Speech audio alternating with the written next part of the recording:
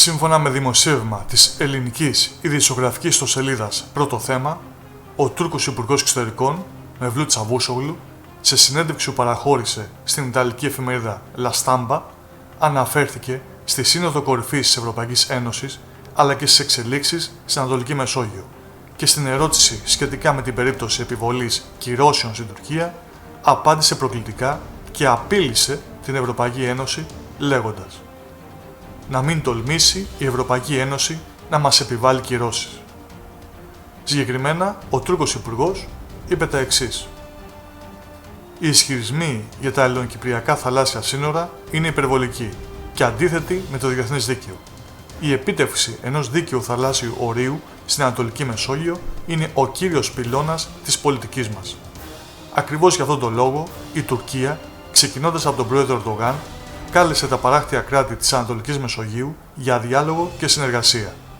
Ελπίζουμε ειλικρινά η Ελλάδα να εισέλθει σε μια ουσιαστική διαδικασία διαλόγου. Να μην τολμήσει η Ευρωπαϊκή Ένωση να μας επιβάλλει κυρώσεις. Ένα τέτοιο βήμα θα έχει το αντίθετο αποτέλεσμα και θα ενισχύσει μόνο την αποφασιστικότητά μας να προστατέψουμε τα δικαιώματά μας και αυτά των Τουρκοκυπρίων. Χάρη στις προσπάθειές μας, οι παράτυπες μεταναστευτικές ροές προς την Ευρώπη μειώθηκαν κατά 92%. Ωστόσο, η Ευρωπαϊκή Ένωση δεν τήρησε τις δεσμεύσεις της. Εμείς θα σχολιάσουμε ότι αυτή η άνεση με την οποία ο Τούρκος Υπουργός Εξωτερικών απειλεί την Ευρωπαϊκή Ένωση είναι αποτέλεσμα της κάκιστης πολιτικής της Γερμανίδας καγκελαρίου Άγγελας Μέρκελ, που κοιτάζει μόνο τον οικονομικό συμφέρον της Γερμανίας στις σχέσεις της με την Τουρκία και τίποτε άλλο. Αν δούμε μάλιστα και παλιότερες φωτογραφίες της κυρίας Μέρκελ πλάι στον Ερντογάν και παρατηρήσουμε πώς τον κοιτάζει, θα μπορούσαμε να πούμε ότι φαίνεται σαν να είναι ερωτευμένη με τον Τούρκο Πρόεδρο.